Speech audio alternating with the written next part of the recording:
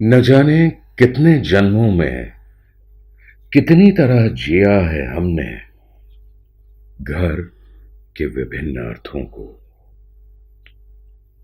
न जाने कितनी बार जाना है एक गृहस्थ होने की खुशी और फिर गृहविहीन होने की व्यथा।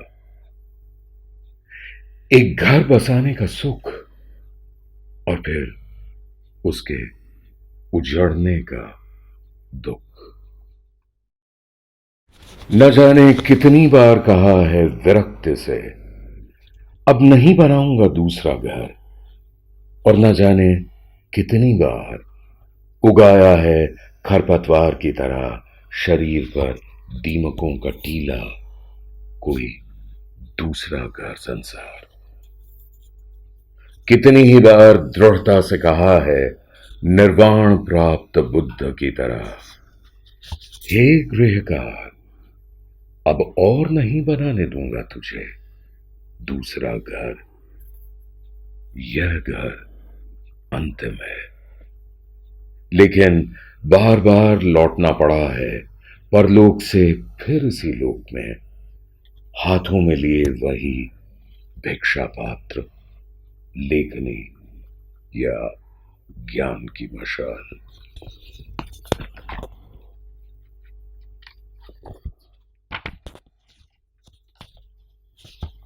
एक अनवरत यात्री की दिनचर्या। दिन ढले कारवां सराएं, दिन होते ही पुकारती राहें, जैसे अलिखित पृष्ठों पर चलते अनथक कलम के पांव। अलक्षित को लक्ष्य बनाती एक जिद, इन्हीं व्यापार मार्गों और पड़ावों से होते हुए निकल जाना है मुझे अपने मार्ग पर। कुमार जी पूछता है अपने से, मैं कौन हूं, कहां से आया हूं, कहां जा रहा हूं, और देता है स्वयं को उत्तर भी, मैं कोई नहीं, न कहीं से आया हूं, न कहीं जा रहा हूं। कुछ देर ठहर कर शरीर के विश्राम गृह में चला जाऊंगा, फिर उसी शून्य में जिस शून्य से आया हूं।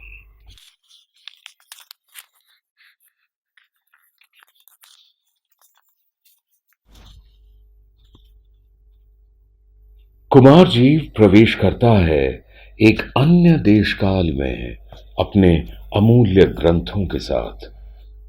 सोचता है अब शुरू हुई एक नई सदी, तथागत के सदियों बाद। बदलती जगहें, भाषाएं, मौसम, बदलते सम्राट और लोग।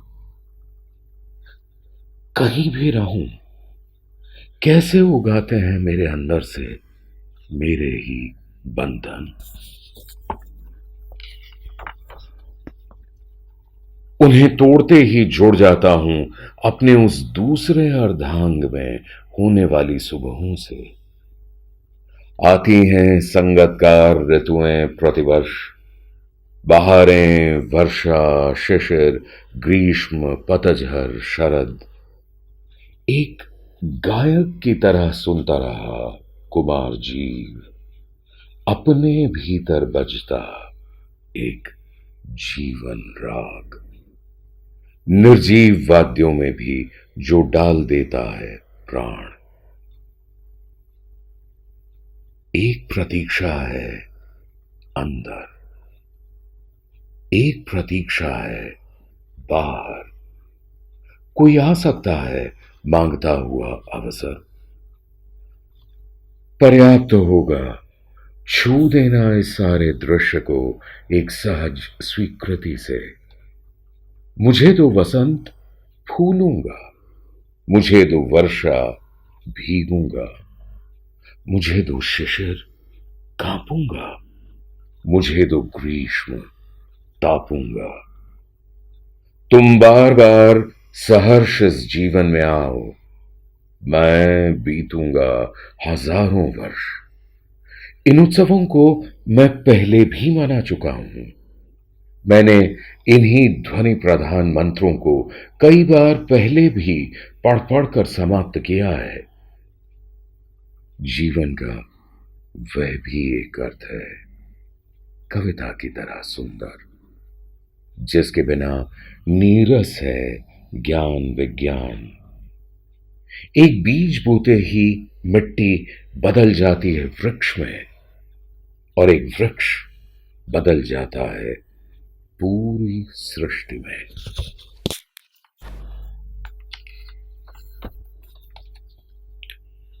मैं यहां आया नहीं, वहां लौट गया हूं जहां कभी था। मुझे पूरी कहानी पहले ही से मालूम है। अंत में मुझे मरना है धीरे धीरे, इतनी सफलता से कि पूरा जीवन सच्चा मालूम दे।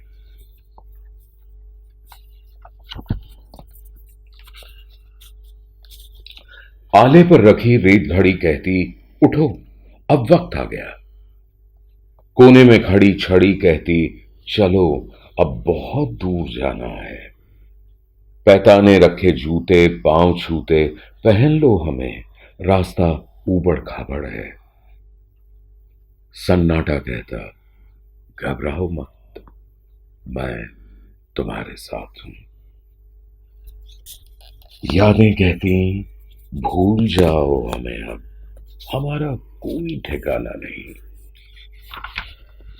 सिरहाने खड़ा अंधेरे का लबादा कहता, ओढ़ लो मुझे, बाहर बर्फ पड़ रही और हमें मुंह अंधेरे ही निकल जाना है। एक बीमार बिस्तर से उठे बिना ही घर से बाहर चला जाता है।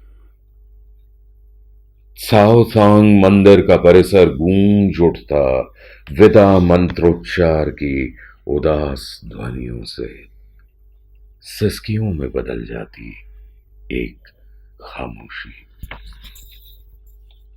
खाली कमरे में जलती है एक मोमबत्ती अंधेरे के विरुद्ध।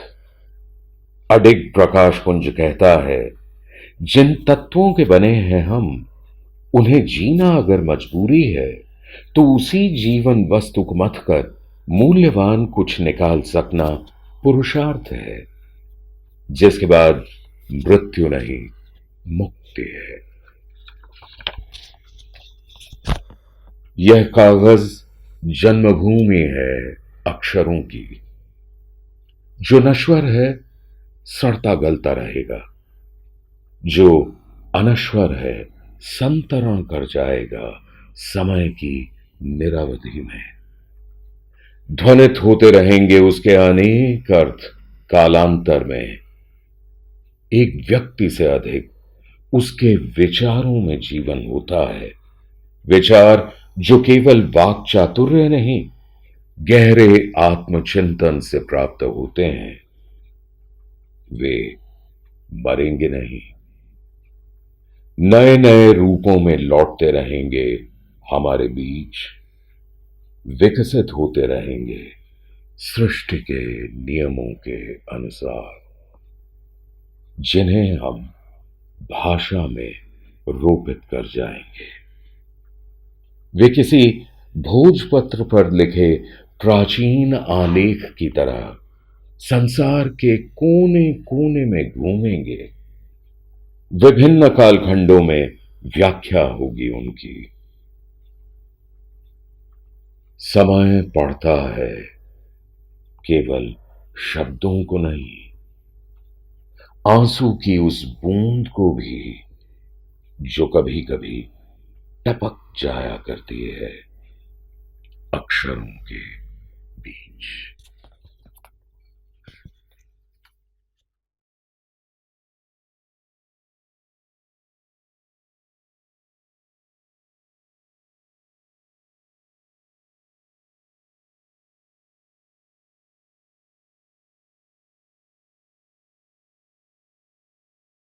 Tathagat and I. Tathagat and I have set out on an immensely long journey over centuries. We shall travel together across many ages. Who knows how many settlements and desolate ruins our path shall pass through?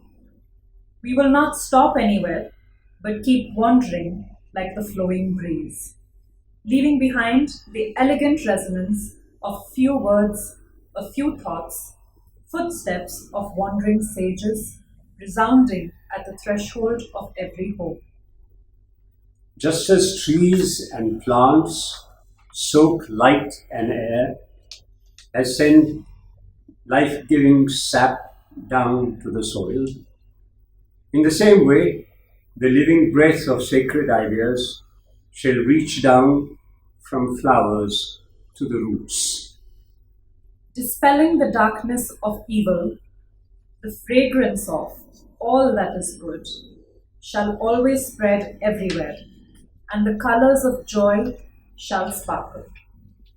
We shall be seen wandering together through eternal time, sometimes like the stars, sometimes like the sun. We can always live like Kumar Jiva, just as he had lived like Tathagata, because a Buddha or a Kumar Jiva never dies.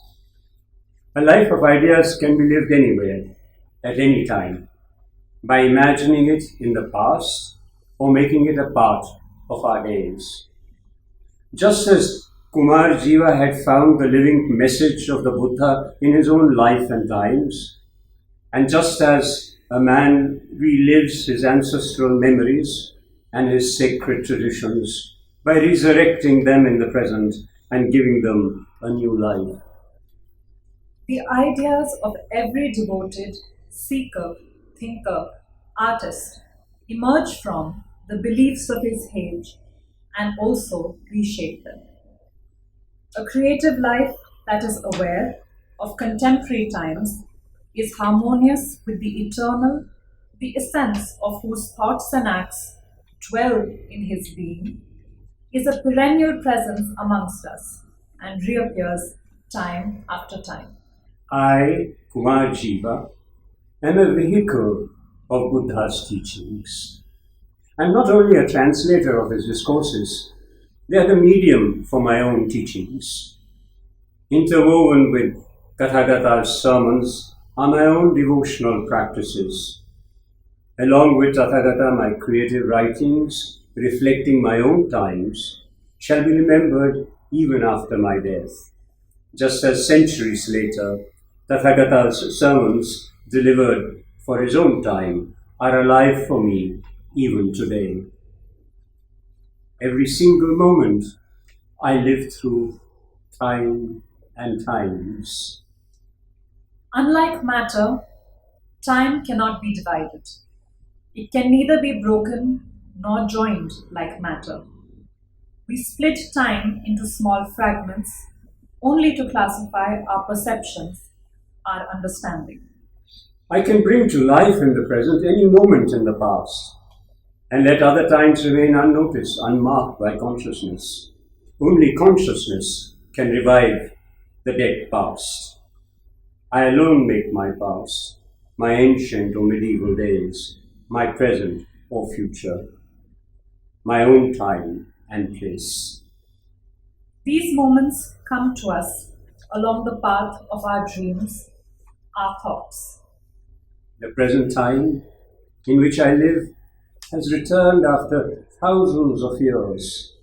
It shall be remembered for centuries after me, sometimes as prehistory, sometimes as ancient, sometimes as medieval history. With courtesy and humility, I invite Tathagata from his days into my time. Like a book, I open his yoke in my own yoke. There is so much that lies hidden under those texts, invisible in the wrinkles of time.